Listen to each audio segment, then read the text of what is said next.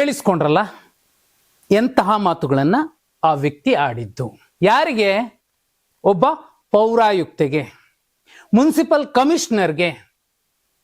ಅವ್ರು ಓದಿದಾರಲ್ಲ ಅಥವಾ ಅವರೊಂದು ಕಾಂಪಿಟೇಟಿವ್ ಎಕ್ಸಾಮ್ ಪಾಸ್ ಮಾಡಿ ಬಂದಿದಾರಲ್ಲ, ಅದೇ ಎಕ್ಸಾಮ್ ಅನ್ನ ಇವರು ಕೊಟ್ಟು ಮಾತಾಡಿದ್ರಲ್ಲ ವ್ಯಕ್ತಿ, 25 ಮಾರ್ಕ್ಸ್ ತಗೋ ಅಂದ್ರೆ ತಗೊಳೋದಕ್ಕೆ ಯೋಗ್ಯತೆ ಇಲ್ದಿರುವಂತಹ ಅವರು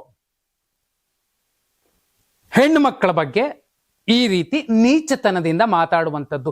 ಇವರಿಗೆ ಅಧಿಕಾರದ ಮದ ನೆತ್ತಿಗೇರಿದೆ. ಅಲ್ಲಿ ಯಾರೋ ಬಳ್ಳಾರಿಯಲ್ಲೂ ಕೂಡ ಇದೇ DK ಶಿವಕುಮಾರ್ ಅವರು ನಾನು ಬೆನ್ನಿಗೆ ನಿಲ್ತೀನಿ ನಮ್ಮ ಹುಡುಗ ಅಂತ ಹೇಳಿದ್ರು. ಆತ ಕೂಡ ಹೇಳ್ತಾನೆ, ಹಾಲಿ ಶಾಸಕ, ಸುಟ್ಟಾಗ್ತಿದ್ರು ಇಡೀ ಬಳ್ಳಾರಿನ ಅಂತ.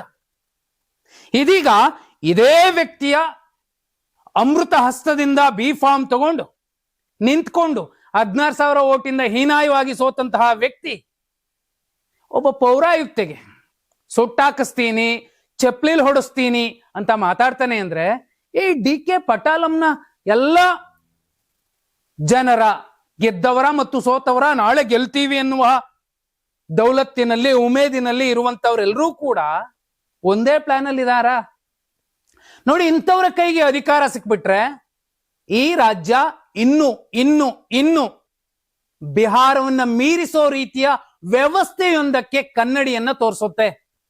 ಬಳ್ಳಾರಿ ಎಕ್ಸಾಂಪಲ್ ತಗೊಳ್ಳಿ, ಶಿಡ್ಲಘಟ್ಟದ ಎಕ್ಸಾಂಪಲ್ ತಗೊಳ್ಳಿ. ಓಲಿ ಇವ್ರೇನು ದೊಡ್ಡ ಸಾಧನೆ ಮಾಡಿದಾರ? ಯಾವ್ದೋ ಬ್ಯಾನರ್, ಯಾವ ಬ್ಯಾನರ್ ಅದು?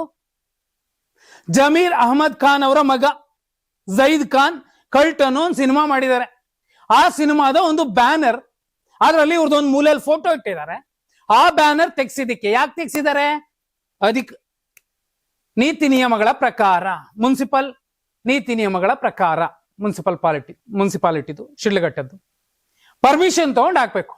ಪರ್ಮಿಷನ್ ತಗೊಂಡಿಲ್ಲ, ನಾವು ಹಾಕ್ತೀವಿ, ನಮ್ದೇ ಸರ್ಕಾರ ಇದೆ, ನಮ್ಮ DCM DK ಶಿವಕುಮಾರ್ ಇವರು ಇದ್ದಾರೆ ಅನ್ನೋದಾದ್ರೆ ನಿಮ್ಗೊಂದು ನ್ಯಾಯ, ಉಳಿದವ್ರಿಗೊಂದು ನ್ಯಾಯನಾ?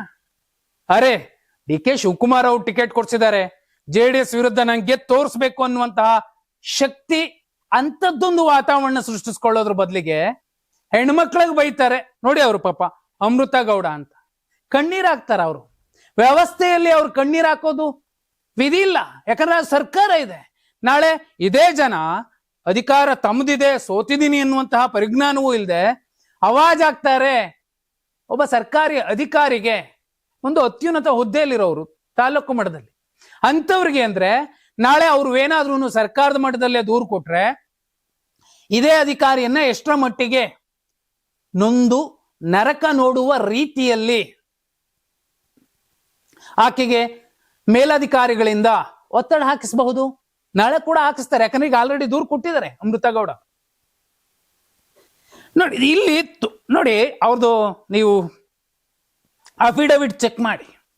ಓದಿರೋ ಡಿಪ್ಲೊಮೊ, ಇಲ್ಲಪ್ಪ ನಾನೇನೋ ಡಿಗ್ರಿ, ಮಾಸ್ಟರ್ ಡಿಗ್ರಿ ಕಿಸ ದಬಾಕಿದ್ದೀನಿ ಅನ್ನೋದಾದ್ರೆ ಆ ಹೆಣ್ಮಗಳ ಬಗ್ಗೆ ಮಾತಾಡ್ತಿರೋದಕ್ಕೆ ಅರಿವಿದೆ, ಚೌಕಟ್ಟು ಗೊತ್ತಿದೆ, ಮಾತಾಡ್ತಿದ್ದಾರೆ ಅಂತ ಹೇಳ್ಬಹುದು.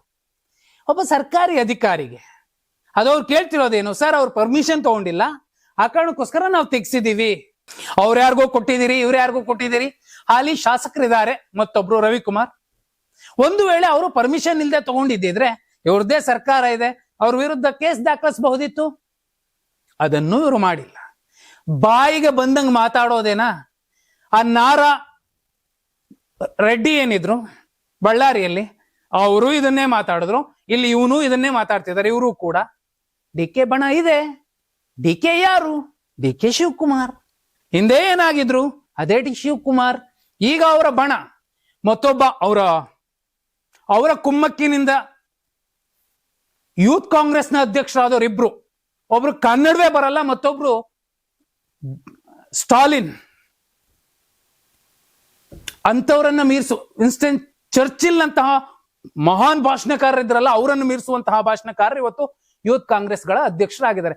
ಸರಿಯಾಗಿ ಒಂದೇ ಒಂದು ನಿಮಿಷ ದಣಿವಾರಿಸಿಕೊಳ್ಳದೆ ಕನ್ನಡದಲ್ಲಿ ಮಾತೃಭಾಷೆಯಲ್ಲಿ ಭಾಷಣ ಮಾಡೋಕ್ ಬರ್ದಿರೋರೆಲ್ಲ ಯೂತ್ ಕಾಂಗ್ರೆಸ್ ಅಧ್ಯಕ್ಷರುಗಳಾಗಿದ್ದಾರೆ. ಆ ಅಧ್ಯಕ್ಷರುಗಳು ಯಾವ ರೀತಿ ಇದ್ದಾರೆ ಅಂದ್ರೆ, ಅವರ ಮಾತುಗಳನ್ನ ನೀವು ಕೇಳಿಸ್ಕೋಬೇಕು. ಇದರ 10 ಪಟ್ಟು ಹೆಚ್ಚು ಆ ನಾರಾ ರೆಡ್ಡಿ ಮತ್ತೆ ಇಲ್ಲಿ ಶಿಡ್ಲಘಟ್ಟದ ಸೋತು ಸುಣ್ಣ ಆಗಿರುವಂತಹ ನಾಯಕ ಕಾಂಗ್ರೆಸ್ ಪಕ್ಷದಲ್ಲಿದ್ದಾರೆ. ಒಂದು ದೊಡ್ಡ ಚಿಂತನೆ ಇರುವಂತಹ ಪಕ್ಷ. ಸಿದ್ದರಾಮಯ್ಯ ಅವರನ್ನು ನೋಡ್ಕೊಲಿಯೋದು, ಅಥವಾ ಅವರದ್ದೇ ಜಿಲ್ಲೆಯ ಮುನಿಯಪ್ಪ ಅವರನ್ನ, ಅಥವಾ ಶ್ರೀನಿವಾಸ್ಪುರದ ರಮೇಶ್ ಕುಮಾರ್ ಅವರನ್ನ, ಅದು ಬಿಟ್ಟು DK ಇಲ್ಲಿಗೆ ಬರುತ್ತಲ್ಲ. ಈಗ ನನ್ನ ಪ್ರಕಾರ ಕಾಂಗ್ರೆಸ್ ಮುಲಾಜಿಲ್ಲದೆ ಉಚ್ಚಾಟನೆ ಮಾಡಬೇಕು ಪಕ್ಷದಿಂದ.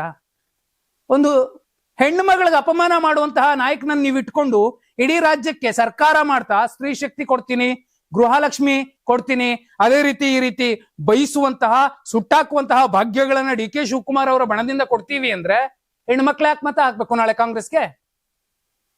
ಯಾರಾದ್ರೂ ಕೇಳ್ತಾರೆ? ಈ ವಿಷಯದಲ್ಲಿ ಕುಮಾರಸ್ವಾಮಿ ಅವರು ತಗೊಂಡಂತಹ ನಿರ್ಧಾರ ಸರಿ. CS ಫೋನ್ ಮಾಡಿ ಏನಾಗಿದೆ ಅವ್ರಿಗೆ ಅಂತ ಕೇಳಿದ್ದಾರೆ. ಒಂದ್ ಕಡೆ ಸಿದ್ದರಾಮಯ್ಯ ಅವರು ಗೃಹಲಕ್ಷ್ಮಿ, ಗೃಹ ಜ್ಯೋತಿ, ಅದು ಇದು ಅಂತ ಹೆಣ್ಣು ಮಕ್ಕಳ ಪರವಾಗಿ ಕಾರ್ಯಕ್ರಮಗಳ ಶಕ್ತಿ ಮಾಡ್ತಿದ್ರೆ, ಈ ಕಡೆಯಿಂದ ಬೈಸ್ಕೊಂಡ್ಬರೋದು DK ಶಿವಕುಮಾರ್ ಅವರ ಬಣದ ಮೂಲಕ. ಒಂದೊಂದೇ ಕೇಸ್ಗಳು ಹೊರಗಡೆ ಬಂದ್ರೆ ಈ ಬಣದ ನಾಯಕರದ್ದು ಎಲ್ಲಿಗೆ ಬಂದು ನಿಲ್ಲತ್ತೆ ಅಂದ್ರೆ, ನಾಳೆ ಇವರು ಮುಖ್ಯಮಂತ್ರಿ ಆಗ್ಲೇಬಾರ್ದಪ್ಪ, ಕೈ ಎತ್ತು ಮುಗಿತೀವಿ, ಇರೋರೇ ಸಾಕು ಅನ್ನೋ ಸ್ಥಿತಿಯಲ್ಲಿ ವಿಪಕ್ಷದವರೇ ಇವತ್ತು ಮಾತಾಡ್ತಿದ್ದಾರೆ. ಇಂಥವ್ರು ನೋಡಿ ಅವರ ಕುಮ್ಮಕ್ಕಿನ ಕಾರಣಕ್ಕೆ ಮಾತಾಡಿದಂತ ಮೇಲ್ನೋಟಕ್ಕೆ ಕಾಣಿಸುತ್ತೆ. ಇಲ್ಲಾಂದ್ರೆ ಯಾಕೆ ಮಾತಾಡ್ತಾರೆ? ಆಯ್ತು, ಅವ್ರು ಮಾತಾಡಿದರೆ ತಪ್ಪಾಗಿದೆ, ಈಗ ಅವರೇ KPCC ಅಧ್ಯಕ್ಷರು, ಈತನನ್ನ ಪಕ್ಷದಿಂದ ಉಚ್ಚಾಟನೆ ಮಾಡ್ಬೇಕು. ಒಂದು ಹೆಣ್ಣು ಮಗಳಿಗೆ ಅಪಮಾನ ಮಾಡ್ತಾರೆ, ಸರ್ಕಾರಿ ಉದ್ಯೋಗಿಗೆ. ಏನ್ ಸಂವಿಧಾನದ ಚೌಕಟ್ಟಿನಲ್ಲಿ ಅವರಿಗೆ ಹಕ್ಕುಗಳಿದಾವೆ ಬೈಲಿಕ್ಕೆ? ಬೈದಿದ್ದಾರೆ. 12 ಕ್ರಿಮಿನಲ್ ಕೇಸ್ಗಳನ್ನ ಇಟ್ಕೊಂಡಿರುವಂತಹ ವ್ಯಕ್ತಿ ಇವರು. ಅಫಿಡವಿಟ್ ಅಲ್ಲಿ ಇದೆ, ಎಲ್ರಿಗೂ ಸಿಗುತ್ತೆ. ಒಂದ್ ಕಡೆ ಗೃಹಲಕ್ಷ್ಮಿ, ಶಕ್ತಿ, ಗೃಹ ಜ್ಯೋತಿ, ಮತ್ತೊಂದ್ ಕಡೆ ಈ ತರ ಬೈಗುಳದ ಭಾಗ್ಯ, ಗ್ಯಾರಂಟಿ. ಅವರು ಯೋಚನೆ ಮಾಡ್ತಾರೆ. ಅವ್ರಿಗೇನ್ ದೂರು ಕೊಟ್ಟಿದ್ದಾರೆ, ಆ ದೂರಿಗೆ ಸರಿಯಾದ ರೀತಿಯಲ್ಲಿ ಕ್ರಮ ಕೈಗೊಳ್ದಿದ್ರೆ ಜನ 28 ಕ್ರಮ ಕೈಗೊಳ್ತಾರೆ. DK ಶಿವಕುಮಾರ್ ಅವರೇ, ನೀವು ಸಾಕಿದ, ನೀವು ಬೆಳೆಸಿದ ಪಠಾಲ ಮೀರುತ್ತೆ ಮಾಡ್ತು ನಮ್ಗೆ, ಆ ಕಾರಣಕ್ಕೋಸ್ಕರ ನಾವು ನಿಮ್ಗೇನ್ ಕೊಡ್ಬೇಕು ಗಿಫ್ಟ್ ಅನ್ನ ಕೊಡ್ತೀವಿ ಅಂತ ಕೊಡ್ತಾರೆ. ನಾಚಿಕೆ ಆಗ್ಬೇಕು. ಬಳ್ಳಾರಿ ಪ್ರಕರಣ ಇನ್ನೂ ಮುಗ್ದೇ ಇಲ್ಲ, ಶಿಡ್ಲಘಟ್ಟದಲ್ಲೂ ಅದೇ ರೀತಿ ಆಗತ್ತೆ. ಸದ್ಯ ಅಲ್ಲಾದ್ರೂ ಪಾಪ ವಾಲ್ಮೀಕಿ ಮಹರ್ಷಿಗಳ ಫೋಟೋ ಇತ್ತು. ಇಲ್ಲಿ ಯಾರ್ದು? ಜೈದ್ ಖಾನ್ದು. ಯಾರು? ಜಮೀರ್ ಅಹಮದ್ ಖಾನ್ ಅವ್ರ ಮಗ. ಒಂದು ಕಡೆ ಸಿದ್ದರಾಮಯ್ಯ ಅವರು ಒಂದು ಸೈದ್ಧಾಂತಿಕ ನೆಲೆಗಟ್ಟಿನಲ್ಲಿ ಆಡಳಿತ ಮಾಡ್ತಾ ಇದ್ರೆ, ಮತ್ತೊಂದು ಕಡೆ ಇವರದ್ದೇ ಆದ ಬಿಹಾರ್ ಮಾದರಿಯ ಆಡಳಿತ ಮಾಡ್ತಿದ್ದಾರೆ. ಇಂಥವ್ರು ಅಧಿಕಾರಕ್ಕೆ ಅತ್ಯುನ್ನತ ಸ್ಥಾನಕ್ಕೆ ಬಂದು ಕೂತ್ಕೋಬೇಕಾ? ಕಮೆಂಟ್ ಮಾಡಿ.